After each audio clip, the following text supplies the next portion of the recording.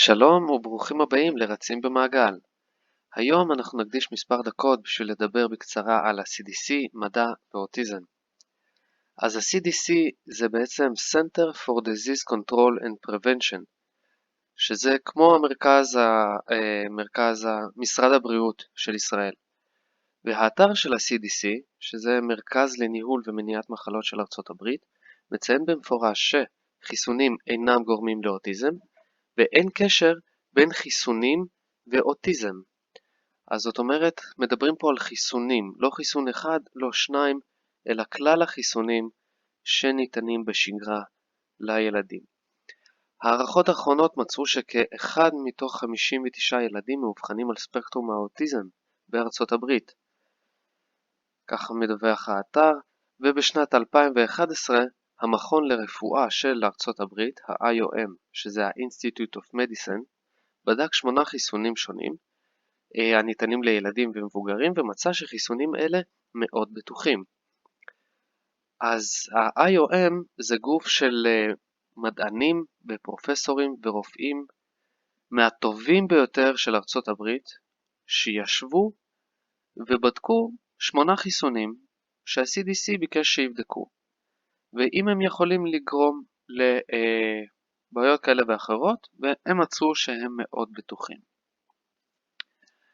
אז זה הדוח שמציין ה-CDC באתר שלו כהמדע שמגבה בעצם את ההצהרה שהחיסונים אינם גורמים לאוטיזם.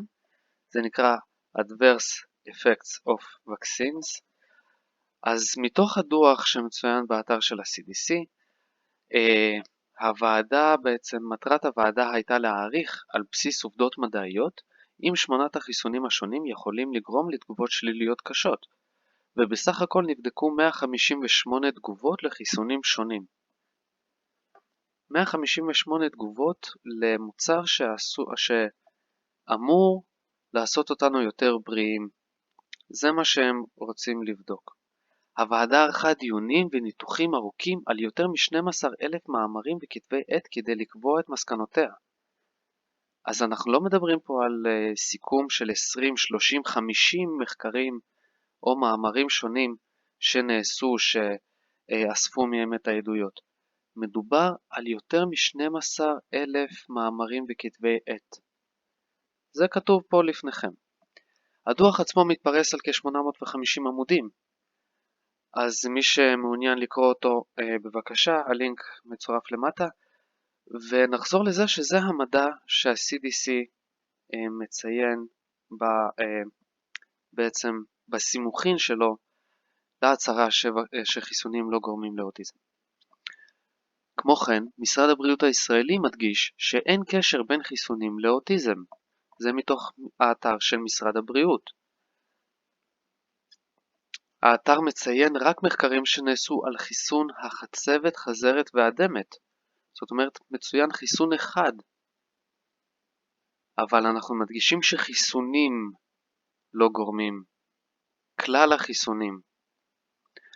משרד הבריאות ממליץ על 9 חיסונים שכוללים 15 אנטיגנים הניתנים ב-55 מנות מלידה עד גיל 13. זוהי טבלת החיסונים שבשגרה שמומלצת על ידי משרד הבריאות. החיסון היחיד שבעצם משרד הבריאות מדגיש זה חיסון ה-MMR שניתן בגיל שנה. ומה עם צהבת B שניתן בגיל לידה? או החיסון שעלת שניתן בגיל חודשיים? האם הם גורמים לאוטיזם? האם יש מדע בשביל לקבוע? בוא נבדוק איזה מדע ה-CDC מכוון. זה בעצם מה שאני שואל, מה עם שאר החיסונים?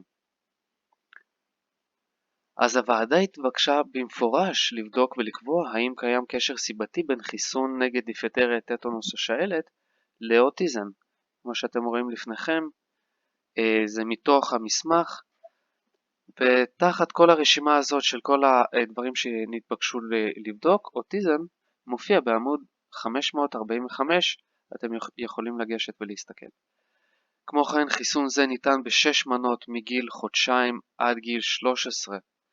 זה החיסון הכי נפוץ כרגע בעולם, שנותנים אותו הכי הרבה לילדים, לתינוקות, למבוגרים, אז הוועדה התבקשה לבדוק, והמסקנות שלה היו: הראיות אינן נוטות לקבל או לדחות קשר סיבתי בין חיסון נגד דיפתריה, טטנוס או שעלת ואוטיזם.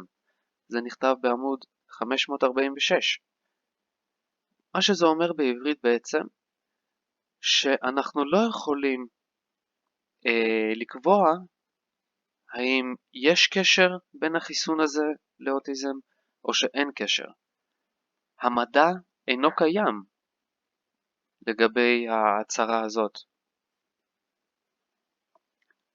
חוץ מזה, מחקר אחד אינו נכלל באוסף הראיות מכיוון שמתבסס על מערכת מעקב פסיבית וחסר אוכלוסיית מבחן בלתי מחוסנת.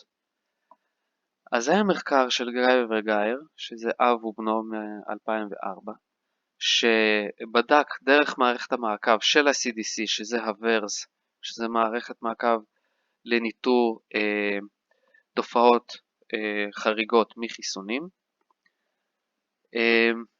וזה מערכת מעקב של ארצות הברית, אז הוא השתמש בזה, וזו אחת הסיבות למה המאמר הזה לא הוכלל בין כל שאר העדויות. ומחקר זה השווה את החיסונים DTP ו-DTAP ובדק אם קיים קשר בין התפתחות בעיות נוירולוגיות חמורות למתן חיסון השעלת, שזה החלק הבעייתי בחיסון הזה, הפורטסיס. והמסקנות היו: התוצאות שלנו ומסקנות המכון לרפואה של ארצות הברית מראות קשר בין התפתחות בעיות נוירולוגיות חמורות לחיסון נגד שעלת.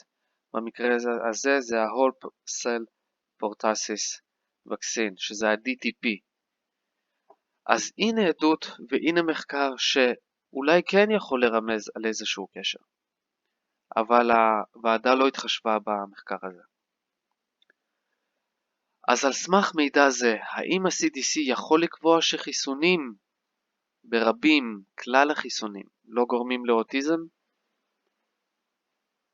מה עם צהבת A, צהבת B, פוליו, רוטה, שפעת, וירוס הפפילומה שזה ה-HPV ועוד חיסונים שונים?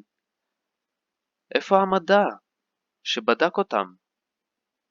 שה-CDC אומר, כן, הם לא גורמים לאוטיזם.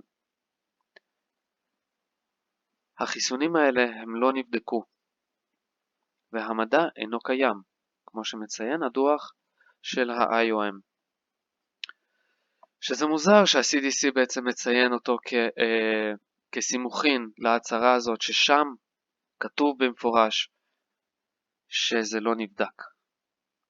אז אתם תשקלו בעצמכם ותחליטו. אני אשמח לתגובות, ותודה רבה לכם שצפיתם, ואנחנו ממשיכים לרוץ.